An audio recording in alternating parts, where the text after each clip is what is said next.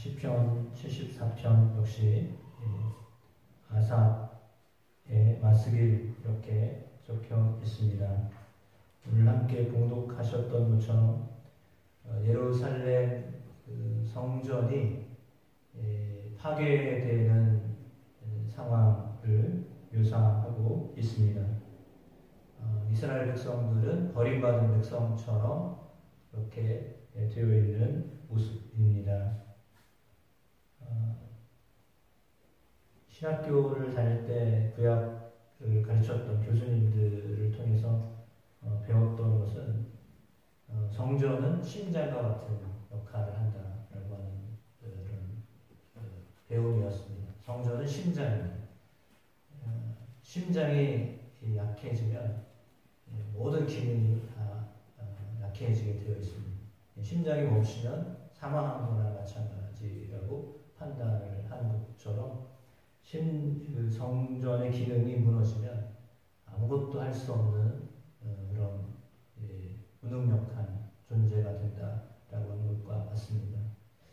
물론 지금은 성전 시대는 아닙니다. 성전이 아니라 교회 시대인데 구약의 성전과는 예루살렘 성전하고는 차원이 전혀 다르겠지만 그러나 구약의 성전과 비교를 한다면 예루살렘 성전과 같은 교회라고 이렇게 비교의 대상은 될 수 있을 것 같습니다. 똑같진 않겠죠.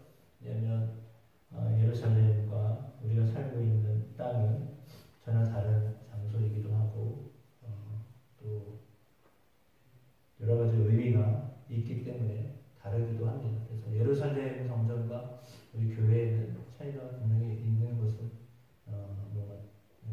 맞는 거죠. 그런데 그럼에도 불구하고 성전과 비슷한 기능을 하고 있는 교회라고 본다면 오늘 시편 74편에 나와 있는 예루살렘 성전은 완전히 무너져서 회파되고 대적에 의해서 전혀 기능할 수 없는 곳이 되어 있습니다. 그런데 시인이 그럼에도 불구하고 아무런 기능을 할 수 없는 성전이 되었음에도 불구하고 하나님 앞에 기도하고 있다는 것이 중요한 겁니다. 그러니까 성전으로서의 역할을 전혀 할 수 없는 상황입니다. 더군다나 대적이 깃발을 세워서 표적으로 삼고요. 원수가 성소에서 모든 악을 행하고요. 도끼를 들어서 삿입을 베는 사람과 같은 그들이 도끼와 철퇴로 성소의 모든 조각을 쳐서 부수고 성소를 심지어 불사르고 주의 이름이 계신 곳을 더럽혀서 땅에 엎었다라고 하는 그런 아주 비참한 모습을 기록하고 있습니다. 그래서 우리가 그들을 진멸하자, 그러니까 대적자가 이스라엘을 진멸하자라고 하는 그 속으로의 이야기도 들리고 이 땅에 있는 하나님의 모든 회당을 불살랐다라고 하는 말을 하기도 합니다. 그러니까 완전히 무너진 겁니다. 저들의 믿음이 외형적인 것은 다 무너져 있습니다. 심지어 9절에 보니까 우리 9절 한번 같이 보시겠습니다. 우리의 표적은 보이지 아니하며 선지자도 더 이상 없으며 이런 일이 얼마나 오래됐는지 우리 중에 아는 자도 없나이다 라고 했습니다. 그러니까 성전이 무너졌는데 표적이 안 보입니다. 뭐냐면 다시 회복될 기미가 보이지 않는다는 거죠. 거기에 말씀을 전해야 될 선지자도 없습니다. 그리고 이 일이 얼마나 오래됐는지 아는 사람도 없습니다. 전혀 희망이 없는 겁니다. 완전히 절망입니다. 희망이 하나도 안 보입니다. 그러니까 희망이라는 것이 하나도 안 보이는 순간이거든요. 그럼에도 불구하고 간구하고 있다라고 하는 겁니다. 그게 중요합니다. 그러니까 뭔가 희망이 있기 때문에 붙잡는 게 아니라 아무런 희망이 안 보입니다. 예루살렘에 대한 희망이 하나도 안 보입니다. 언제 회복될지를 전혀 모릅니다. 감도 못 잡습니다. 깜깜합니다. 정말 깜깜합니다. 근데 그럼에도 불구하고 기도하고 있다라고 하는 거죠. 그 사건에 대한, 그 사실에 대해서, 그런 황망함에 대해서 하나님 앞에 여전히 기도하고 있다라고 하는 것입니다. 이 태도가 중요합니다. 아무것도 할 수 없는 상황입니다. 들리지도 않습니다. 보이지도 않습니다. 감도 안 잡힙니다. 그럼에도 불구하고 기도하는 겁니다. 하나님을 의지하는 겁니다. 이게 정말 믿음이다 라고 하는 것을 보여주는 겁니다. 그러니까 뭔가 기미가 있어요. 어떤 소식이 들려요. 그것도 아니에요. 아무런 소리도 안 들려요. 아무것도 안 보여요. 아무것도 안 들려요. 근데도 하나님을 향하여 탄식하며 기도하는 거죠. 이게 신앙인의 모습이다라고 하는 것을 우리에게 오늘 시인은 알려주고 있습니다.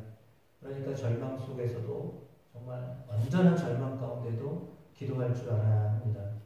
이것은 훈련되지 않으면 그렇게 할 수가 없습니다. 왜냐하면 절망한 그 환경만 보이지 하나님이 안 보이기 때문이에요. 오늘 대적자들이 말하는 것처럼 누가 어찌하여 어떻게 이렇게 하겠냐라고 말하는 것처럼 아무것도 안 보이거든요. 아무것도 안 들리거든요. 그때에도 정말 하나님을 붙들어야 된다라고 하는 것이 오늘 시인을 통하여 하나님에게 들려주시는 교훈의 말씀입니다. 우리가 처참히 무너지더라도 우리의 꿈이 다 무너지고 우리의 계획이 다 수포로 돌아가고 아무것도 할 수 없다라고 하는 절망 가운데 있을 때, 한 발자국도 움직일 수 없을 때, 하나님이, 그거는 뭐냐면 하나님이 전혀 느껴지지 않을 때라고 하는 겁니다.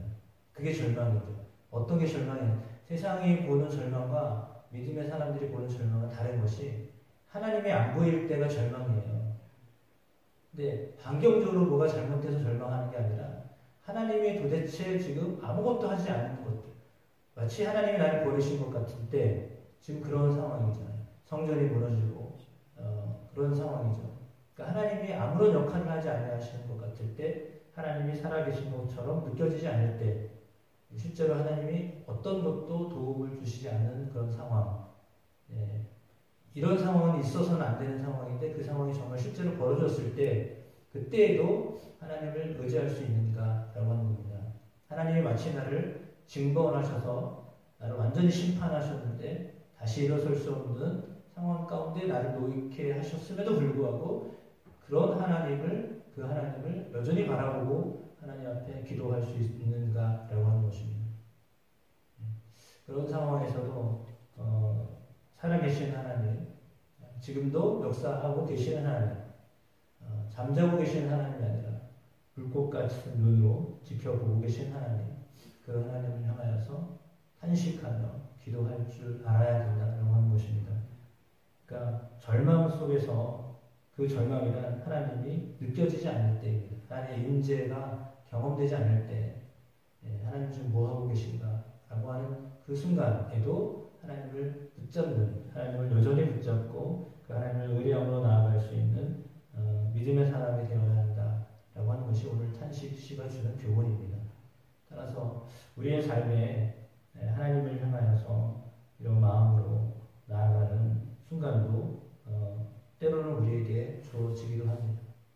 아무것도 할 수 없는 순간처럼 보여지고 들려지고 느껴질 때에도, 그렇죠. 하나님을 전혀 의식하지 못할 때도 여전히 하나님을, 살아계신 하나님으로, 우리를 인도하신 하나님으로 바라보며 탄식하며 나아가야 하겠습니다. 그리고 오늘 본문에 나와 있는 것처럼 그런 상황에서도